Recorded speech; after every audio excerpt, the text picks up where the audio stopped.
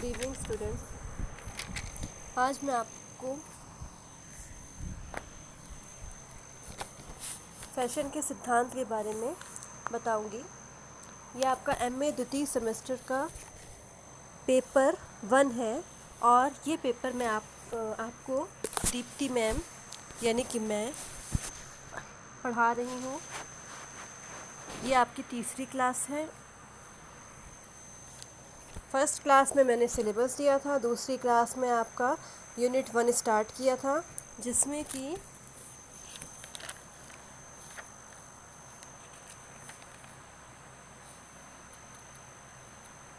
कौन कौन से ऐसे इंस्पिरेशन सोर्सेज यानी कि प्रेरणा, कौन से ऐसे स्रोत होते हैं जिससे कि एक फैशन डिज़ाइनर को वस्त्र बनाने के लिए, अलग अलग नए नए तरीके के वस्त्र बनाने के लिए उसको प्रेरित कौन करता है। बहुत से ऐसे तत्व होते हैं जिनकी वजह से नए नए तरह का डिज़ाइन, फैशन शैली तैयार होती है। तो ये शैली तैयार होने के पीछे जो डिज़ाइनर्स होते हैं उनको कौन सी ऐसी प्रेरणा मिलती है, कौन सा ऐसा उनके अंदर एक नए तरीके का जोश जागता है जिससे वो नए नए तरीके के गारमेंट्स डिज़ाइन करते हैं। ठीक है, तो ये बताया था मैंने। बहुत से ऐसी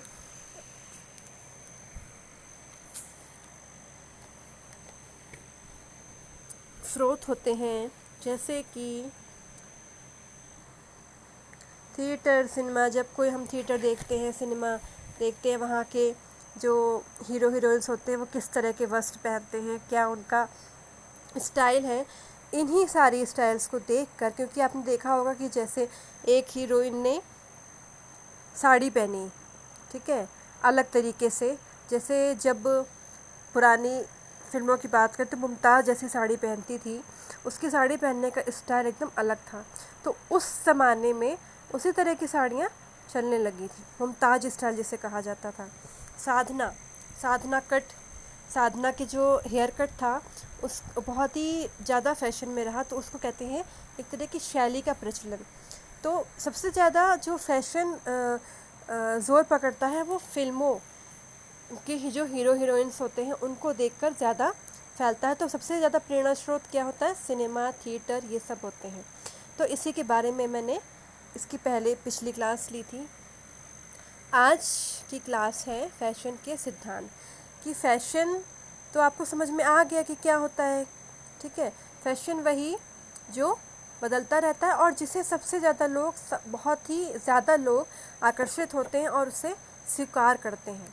ठीक है, जिस शैली को ज़्यादातर लोग स्वीकार करें, जिस वस्त्र की शैली को, जिस गारमेंट की शैली को, ठीक है, तो वही फैशन बन जाता है। जैसे कि हमारे समाज में ज़्यादातर लोग जिस तरीके के वस्त्र डिज़ाइन करवाएं या पहने, उन्हें पसंद आए, तो वही फैशन बन जाता है। और ये फ़ैशन क्या होता है, ज़्यादा दिनों तक नहीं चलता है, हमेशा बदलता रहेगा। आपने देखा होगा कि एक ही फैशन, एक ही शैली, एक ही तरह की वस्त्र की डिज़ाइन हमेशा नहीं चलती है। तो सबसे पहला जो सिद्धांत है फैशन का, उसके 5 सिद्धांत हैं। और सबसे पहला सिद्धांत है अनुरूपता एवं एकता, यानी कि वस्त्रों की जो डिज़ाइन होती है, वस्त्रों की जो जिस तरह की सब जो डिज़ाइनर बनाते हैं वो सबसे पहले ये देखते हैं कि वस्त्रों में एकता हो, यानी कि अगर हम कोई भी डिज़ाइन यूज़ कर रहे हैं तो वो एक जैसा हो। ठीक है, हार्मनी सबसे पहले देखी जाती है। उसमें रेखा के अनुरूपता, आकार के अनुरूपता, अगर रेखाएं हम यूज़ कर रहे हैं तो एक जैसी रेखाएं हों। अगर हम डायगोनल लाइंस यदि कि लंबाई में चौड़ी रेखाएं यूज़ करें या खड़ी रेखाएं यूज़ करें तो सिर्फ खड़ी रेखाएं ही यूज़ करेंगे। इसी को कहते हैं अनुरूपता और एकता। अगर हम चौड़ी रेखाएं यूज़ कर रहे हैं या लंबवत रेखाएं यूज़ कर रहे हैं तो हम पूरी ड्रेस में लंबवत रेखाएं ही यूज़ करेंगे, यानी कि डायगोनल लाइंस ही यूज़ करेंगे। अगर वर्टिकल लाइंस यूज़ करनी है किसी ड्रेस में तो पूरी ड्रेस में आपको वर्टिकल लाइंस ही दिखेंगी। ऐसा नहीं होगा कि एक ही ड्रेस में कहीं पे डायगोनल लाइंस होंगी, कहीं वर्टिकल लाइंस होंगी, कहीं कर्व्ड लाइंस होंगी, तो ऐसा नहीं होता है। ठीक है, एक तरह की ड्रेस में, एक ही ड्रेस में एक ही तरह की रेखा आपको मिलेगी। तो यही अनुरूपता का सिद्धांत है। अब बनावट की अनुरूपता, किस तरह की बनावट है, उसका टेक्सचर कैसा है, कौन सा हमने कपड़ा यूज़ किया है, ठीक है, तो ये भी ध्यान रखा जाता है। अगर हमें बनावट यानी कि टेक्सचर जब हम छू के देखते हैं तो हमें सॉफ्ट लगता है या रफ़ लगता है।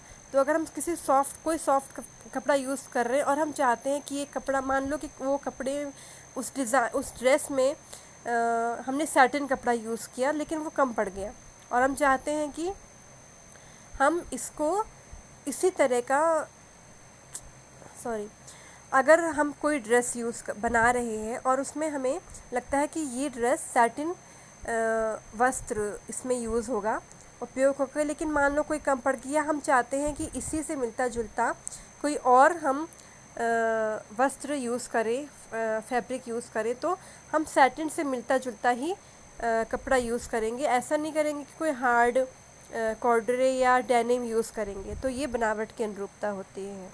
फिर रंग की अनुरूपता, यानी कि पूरी ड्रेस में एक जैसा ही रंग होना चाहिए, या अगर हम कंट्रास्ट कलर यूज़ कर रहे हैं तो ऐसे मिलते जुलते कलर होने चाहिए जो एक दूसरे के साथ अच्छे लगें। तो वो इसी को कहते हैं एकता का सिद्धांत। अब तो ये तो हो गई एकता के सिद्धांत की। फिर है संतुलन। अब हम संतुलन की किस तरह से हम एक ड्रेस में बैलेंस बनाए रखें, ठीक है, उसको इस तरह से डिज़ाइन करें कि उसका संतुलन इस तरह से दें कि वो देखने में सुंदर लगे। तो दो तरीके के संतुलन होते हैं, औपचारिक संतुलन और अनौपचारिक संतुलन, ठीक है। औपचारिक संतुलन प्रत्यक्ष संतुलन होता है और ड्यू सुडौल संतुलन। अब संतुलन क्या होता है, जैसे कि हम किसी वस्त्र में हमें कोई डिज़ाइन यूज़ करनी है, तो अगर हम डिज़ाइन हम बना रहे हैं पूरे वस्त्र में, तो हम उतनी ही दूरी रखेंगे। ऐसा नहीं करेंगे कि एक डिज़ाइन हमने गले पे रख दी और एक डिज़ाइन हमने बिल्कुल बहुत दूर जाके एकदम कमर पे रख दी। तो उसकी जो बैलेंस है, यानी कि उसके बीच की जो दूरी है वो बराबर होनी चाहिए। इसी को हम बैलेंस कहते हैं, ठीक है। अनौपचारिक संतुलन ये होता है कि जैसे, और हाँ, औपचारिक संतुलन में ये भी होता है कि एक ही दूरी भी बराबर होनी चाहिए और डिज़ाइन जो है वो भी सेम होना चाहिए। ऐसा नहीं कि एक डिज़ाइन छोटा हुआ एक डिज़ाइन बड़ा हो गया, ठीक है। अनौपचारिक संतुलन में क्या होता है कि उसको हम एक ही डिज़ाइन को हम ऐसा करते हैं, जैसे कि हम मान लो ड्रेस की बात छोड़ दीजिए, मान लीजिए कि हम अपने रूम में हमें कुछ सजाना है, ठीक है, तो एक हमने 3-4 चिड़िया के चित्र लेके आए। तो एक बड़ा है, सबसे बड़ा, फिर उससे छोटी चिड़िया का फ़ोटो है, फिर उससे छोटी चिड़िया, ठीक है। ये आपने बहुत जगह देखा होगा। तो वो भी एक, ये जो संतुलन होता है अनौपचारिक होता है, ठीक है, और देखने में सुंदर भी लगता है। बड़ा, फिर छोटा, फिर सबसे छोटा। तो उसी तरह से ड्रेस में भी ऐसे ही होता है कि अगर हम कोई डिज़ाइन बनाए तो सबसे बड़ी डिज़ाइन बनाई, फिर उससे छोटी, फिर सबसे छोटी। तो ये तो हो गई संतुलन की बात कि किस तरह से हम संतुलन देकर वस्त्र को आकर्षक बना सकते हैं। अब जैसे ये एग्जाम्पल है एम्फेसिस, यानी कि बल। एम्फेसिस कहते हैं बल को। हम किस प्रकार लाइंस यानी कि रेखाओं और आकार के द्वारा किसी भी वस्त्र को, किसी भी डिज़ाइन गारमेंट को, कपड़े को आकर्षक बना सकते हैं, उसमें बल देकर।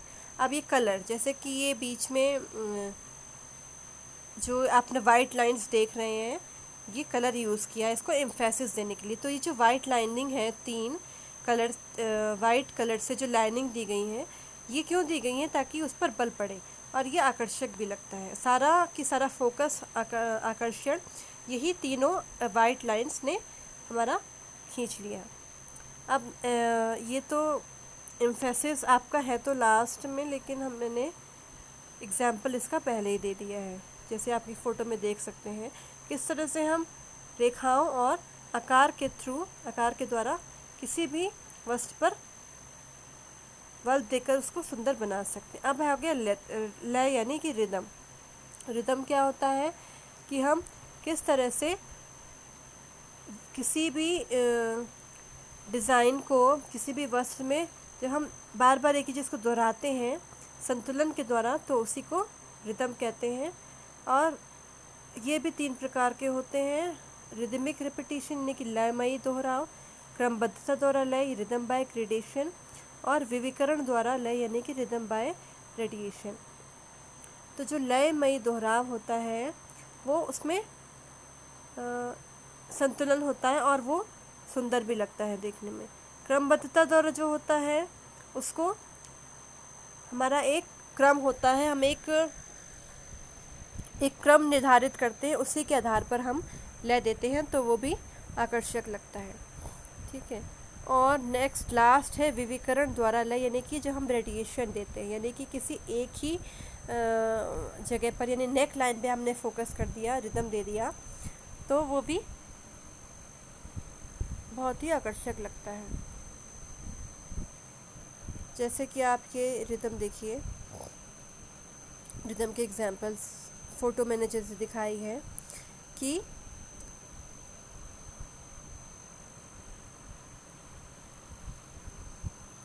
ये हमने कलर यूज़ किया है एक वस्त्र को रिदम यानी कि रिदम बाय ग्रेडेशन यानी क्रमबद्धता द्वारा ले। अब हमने एक जगह डार्क ऊपर लाइट यूज़ किया और नीचे डार्क कलर यूज़ किया है। ठीक है, तो ये रिदम हो गया है एक तरीके का। फिर नेक्स्ट है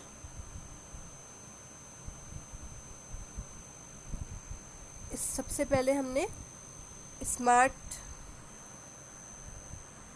छोटी डिज़ाइन यूज़ करी, उसके बाद फिर बड़ा डिज़ाइन यूज़ किया है। ये जैसे आप ये स्कर्ट में देख सकते हैं, पहले यहाँ पे हमने शॉर्ट फॉर्म रखा है, उसके बाद लंबाई में आ गया है। ठीक है, वेस्ट पे ये कम है, छोटा है, और उसके बाद घेराव हो गया है। तो इसी तरह से रिदम दिया जाता है। ये तो हो गई रिदम की बात। अब आ गया फैशन चक्र अथवा फैशन साइकिल। तो फैशन, जैसा कि मैंने बताया कि फैशन क्या होता है। फैशन वो चीज़ जिससे अधिकांश जो समाज में हमारे समाज में जितने भी लोग हैं वो उसको जिस शैली को स्वीकार करते हैं, बहुत ही ज़्यादा संख्या में, तो वही फैशन बन जाता है, वही शैली बन जाती है। फैशन को हम शैली भी कहते हैं। ठीक है, चाहे अमीर हो, गरीब हो, मध्यम वर्गीय हो, जिसे ज़्यादातर लोग स्वीकार करें, तो वही शैली होती है, और ये बदलती रहती है हमेशा। तो अब ये तो फैशन की बात हो गई। अब मैंने आपको इससे पहले की क्लास में बताया था कि फैड क्या होता है। फैड वो होता है जो कम समय तक रहता है। ठीक है, अब फैशन साइकिल यानी फैशन चक्र किस तरह से चलता है। सबसे पहले क्या होता है, प्रस्तुति, यानी कि प्रस्तुति में क्या होता है, एक शैली को दिखाया गया, डिज़ाइनर एक नई तरीके की शैली लेकर आए, उसको प्रस्तुत किया। ठीक है, प्रस्तुत कर दिया, लोगों ने उसको देखा और देखने के बाद उसको पसंद किया। धीरे धीरे वो बाज़ार मार्केट में आया। ठीक है, लोगों ने उसको लेना शुरू किया, अमीर हो गरीब हो, इस तरह से डिज़ाइन किया जाता है कि चाहे किसी भी आय वर्ग का हो, उस शैली को सभी लोग स्वीकार कर सकें, उसे अपना सकें।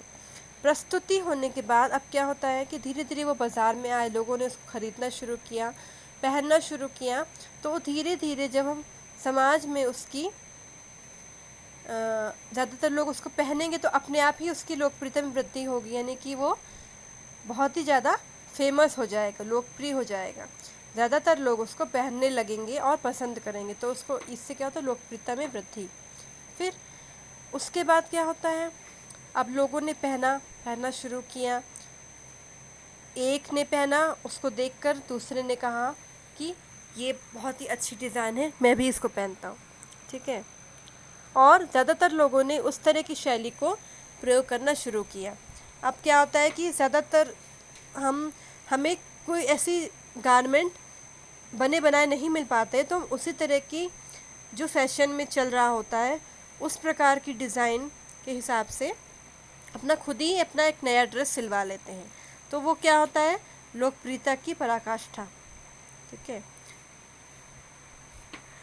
अब जब पराकाष्ठा आ जाती है उसके बाद धीरे धीरे उस शैली में कमी आने लगती है, यानी कि लोग उसे स्वीकार करना धीरे धीरे कम कर देते हैं।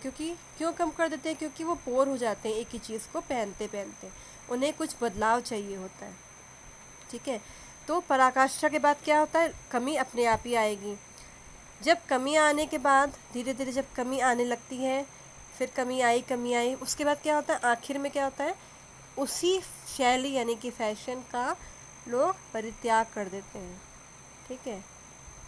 आखिर में क्या होता है, परित्याग हो जाता है। और उस परित्याग की बात क्या होता है, फिर नई नई नई शैली की प्रस्तुति आती है, नया फैशन आता है, नए फैशन का दौर आता है, फिर उसको लोग स्वीकार करते हैं। फैशन वही होता है जिसे लोग ने स्वीकार किया, प्रस्तुति आई, कुछ नया आया, शैली बदलाव, गारमेंट में कोई नई शैली आई, लोगों ने उसको स्वीकार किया, वो फैशन बन गया, फिर उसकी लोकप्रियता में वृद्धि हुई, लोगों ने उसको बिल्कुल बहुत ज़्यादा अपनाना शुरू कर दिया। और धीरे धीरे अपनाते अपनाते मतलब कि चाहे अमीर हो गरीब हो, उसकी बिल्कुल एकदम टॉप लेवल पे पहुंच गया। फिर टॉप लेवल में पहुंचने के बाद उसकी लोकप्रियता में कमी आने लग गई। फिर कमी आने के बाद एक समय ऐसा आता है कि लोग उसको बिल्कुल ही त्याग देते हैं, उसको बिल्कुल देखना ही पसंद नहीं करते हैं। हमारे वार्डरोब में पड़ा रहता है, अलमारी में पड़ा रहता है वो ड्रेस, लेकिन उसको कोई पहनता ही नहीं, क्योंकि वो बिल्कुल अब पहनना जब बंद कर देते हैं एक ड्रेस को, एक डिज़ाइन, नए डिज़ाइन को, तो वो मतलब समझ लीजिए कि उस फैशन का दौर चला गया। ठीक है। एक समय में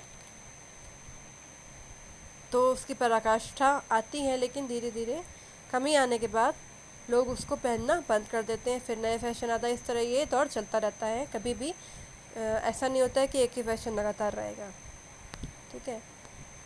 अब मैंने अपनी तरफ से बहुत कोशिश करी है कि इसको समझाने की। वैसे तो बहुत ज़्यादा सिंपल टॉपिक है, कोई ख़ास कठिन नहीं है, फिर भी अगर आपको समझ में नहीं आता है तो आप मुझे कमेंट करके बता सकते हैं। और अगर किसी ने मेरा यूट्यूब चैनल सब्सक्राइब नहीं किया है तो सब्सक्राइब कर लें, और लाइक करें, शेयर करें, लाइक ज़रूर करें, और कमेंट करके बताएं कि आपको ये वीडियो कैसा लगा। Thank you.